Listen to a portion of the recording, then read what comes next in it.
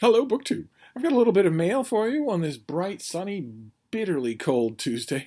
Our walk this morning, the Bean and I was bitterly cold. And then I had errands to do, so I couldn't just, curl up under the covers again. I had to go out in it, just face-bitingly cold.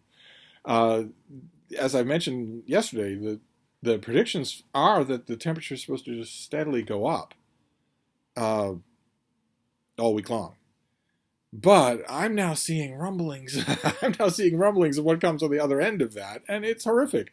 Another gigantic storm stretching 2,000 miles and just sweeping down out of Canada, hitting the Midwest, the upper Midwest, the upper South, hitting Texas, hitting New England.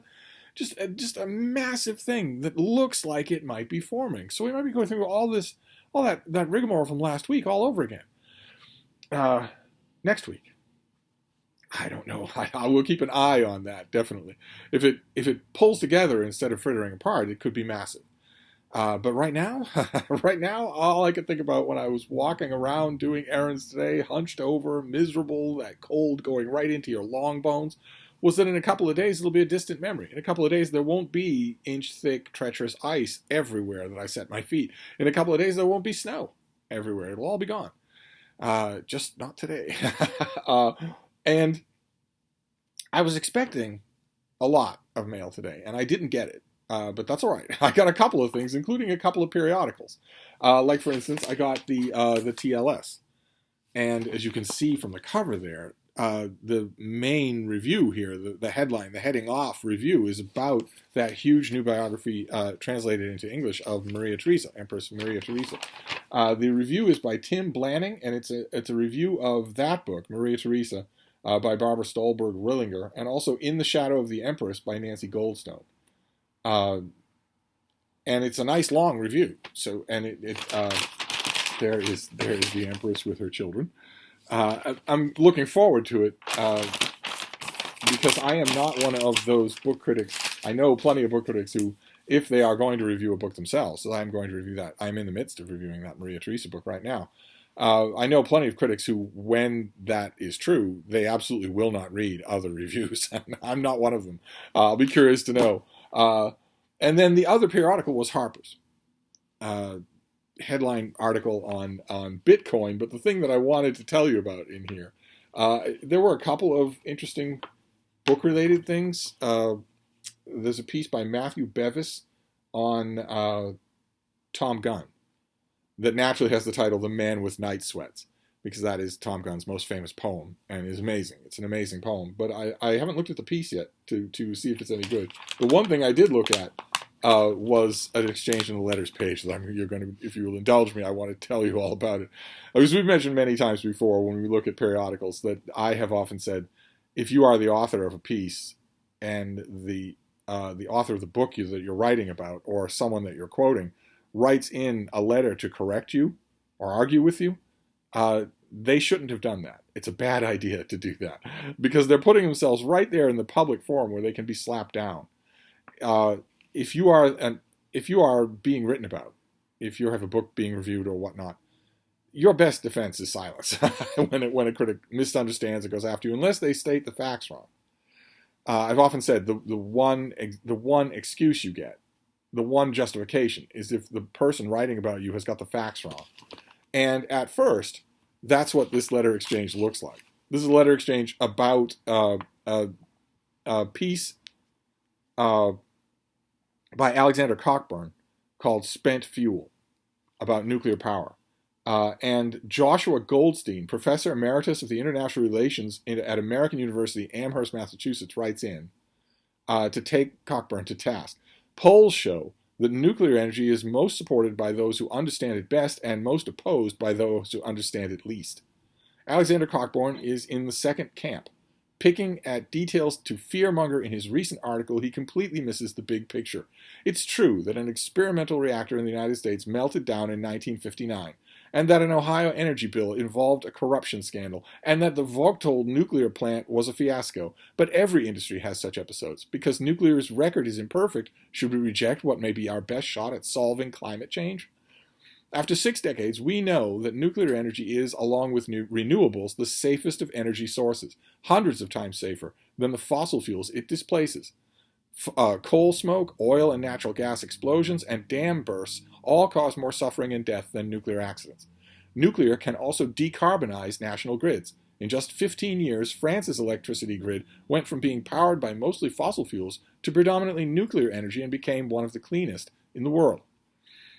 Used radioactive fuel, the dread waste that Cockburn writes about, has never harmed anyone. It is contained in concrete canisters, makes up a tiny volume of material, and eventually will be burned in new reactors or burned safely, or buried safely. Yet Cockburn repeatedly rejects expert knowledge. A mother who knows better than her pediatric oncologist, a lone researcher, understands Chernobyl's effects better than the UN agencies tasked with that assessment, and anti-nuclear activists have better insight into reactor longevity than the Nuclear Regulatory Commission. That's not following the science. Luckily, most people no longer share Cockburn's views. Nuclear energy, as a response to climate change, now has a majority support among Americans, a bipartisan majority in both houses of Congress, support from the recent administrations of both parties, and is championed by leading climate scientists. Nuclear energy offers a practical route to decarbonization and has a political support to succeed. Seems like a pretty open and shut case, right? But Andrew Cockburn, little slip there. Andrew Cockburn is not the type of writer to take that and meekly say, thank you for your contribution. And he actually does respond to a critic responding to him, and it's glorious. I must thank Professor Goldstein for so succinctly conveying the essence of my argument. By casting itself as a preeminent climate warrior, a nuclear industry has shucked a lifelong record of economic disaster, dependence on public subsidy, poisoning of large tracts of the Earth's surface, and a death toll lurking in plain sight in cancer statistics, along with other serial crimes. In return, it has been rewarded with the fervent embraces of ignorant and credulous observers happy to dismiss any dissenting voice that dare to challenge the science. Thus, a mother who discovered that her child and dozens of others suffered from rare and often lethal childhood cancers in a sinister cluster adjacent to the site of a long-concealed nuclear accident is derided by Goldstein for not having accepted an oncologist's ill-informed assertion that there was no environmental connection. A lone researcher, he seems to mean Kate Brown, a professor of the history of science at MIT, is chastised for suggesting a higher estimate of Chernobyl's lethal effects than those of the deeply compromised WHO and IAEA. How dare she question her betters merely on the evidence of official records from the actual countries?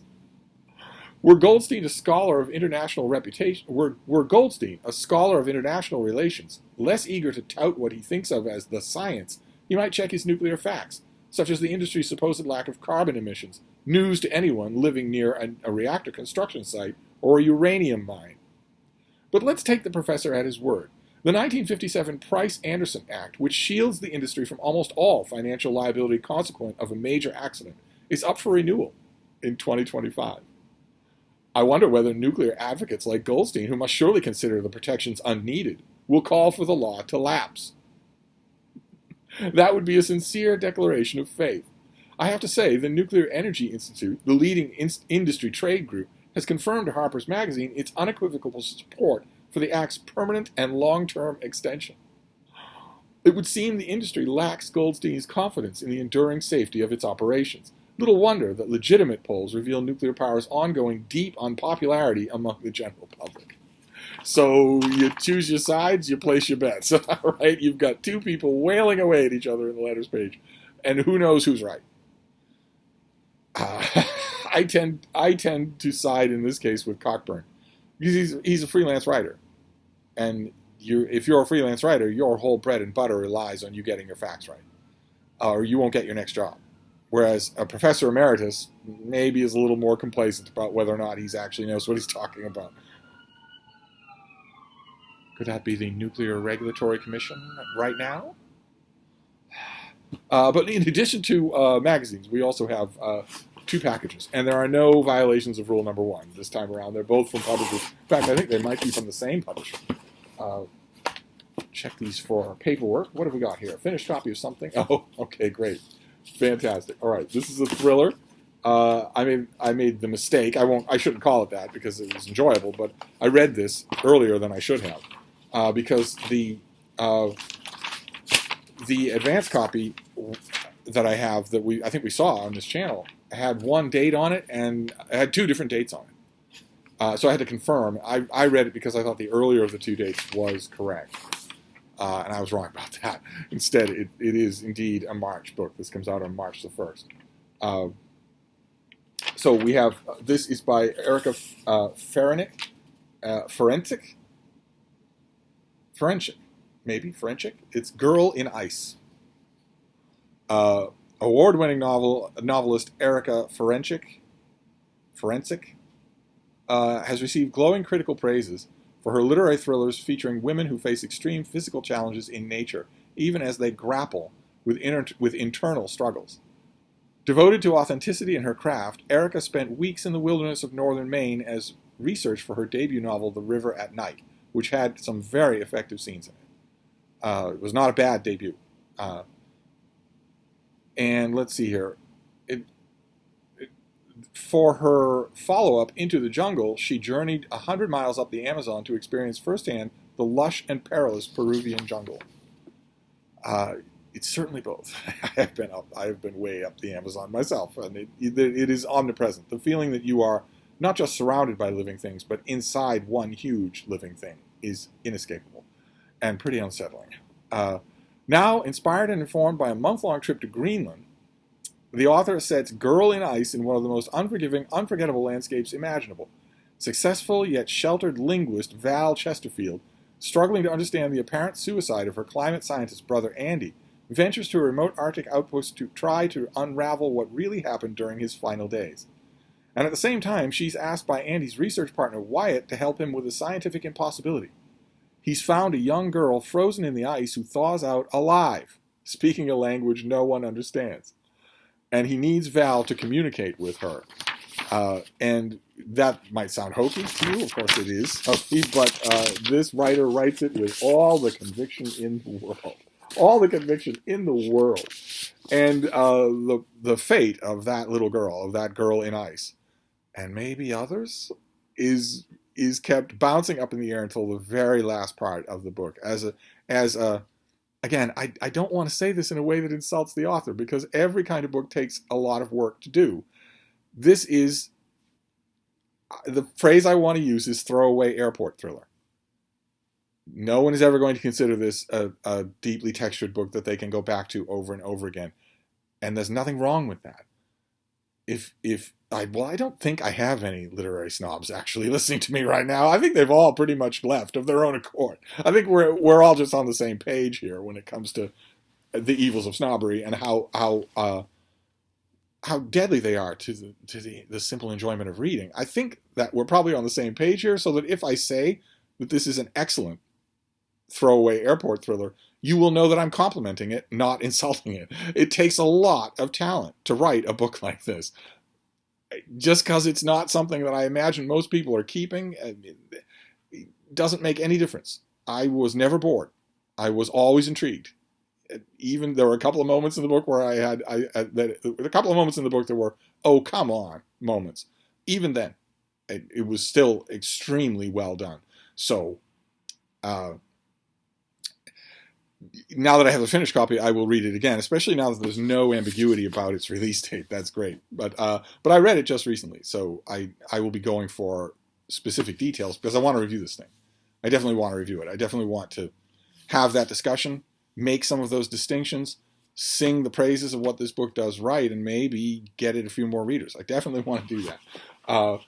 Let's see here. Let's see what this next one is. I never know how many of you are potential readers for these things, though. That's another awkward thing about getting all of these kinds of books in the mail, is that these things are expensive. I mean, this thing is, yes, it's $28, $30, more or less, with pocket change. $30 for one book that I've already said, and I'd be willing to bet I'm right, that you won't reread.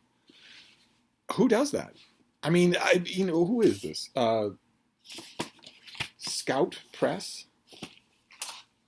Scout Press is who? Simon & Schuster. Simon & Schuster is absolutely counting on there being lots of people, thousands of people out there who can do that, who will do that. How many of you are that person? I know I'm in the wrong position here to really harp on this too much since I'm getting these books in the mail for free. But I do earn a living, and I don't think it's not a weird living on the low end or the high end as far as earnings go, and so the rest of you. I could not do this. I could not walk into a bookstore and say, oh, well, let me look at the new release section and see what catches my eye and fill a basket. I couldn't do it. It'd be $300 in 5 minutes. I would think long and hard before I spent $30 on a new hardcover. Long and hard. I can't remember the last time I did that. And you must be in the same position. You must be. So when I say this is worth your time, if you like thrillers, this is worth your time. I often wonder, what does that translate into at your end of this conversation? Does that mean you're hunting it up on your library to see if you can get in line for it, or oh, it's a hot time in the old town tonight, girl on ice notwithstanding? Do you go when you see something like this, a brand new release that I'm waving around, criminale style, and saying is worth your time? Do you immediately go to your library, see if they have it, and if there's a waiting list for it? Do you go right away to Overdrive, see if there's an audiobook? I'm curious to know. I don't mean to be tormenting anybody, but I'm happy to have the finished copy of this thing. Now, what is this next one? What on earth? What is this? Oh my. Okay. Well, it looks odd. This next one looks odd, so it's understandable to me that it comes with a veritable Talmud of literary stuff here. Look at all this stuff. What on earth? Okay, I don't need his reading schedule. I'm not going to see his reading. I need specific details about the book. I don't need blurbs. All right, so I don't need all of that. This is by Ben Okri, and this is Every Leaf a Hallelujah, an illustrated book. The illustrations are by Diana Ajaita. But I don't get the impression this is a kid's book though. Let's see. Let's find out what this is. This is a new imaginative environmental fable. It's a hardcover on sale on February 22nd, so that's next Tuesday. And a reissue, including a new introduction penned by the author of Astonishing the Gods. Okay, the pub sheet could have been more clearly written. Is Astonishing the Gods actually in this volume? Well, the illustrations are very nice, very primal, very elementary school, very colorful. But this all looks like one story to me. So I don't know what Astonishing the Gods is. But anyway, let's see here. This book spins a wonder-filled adventure story echoing climate activist Greta Thunberg's message that no one is too small to make a difference. As it follows a 7-year-old girl named Mangoshi journeying into a forest to retrieve a flower to cure her mother's illness.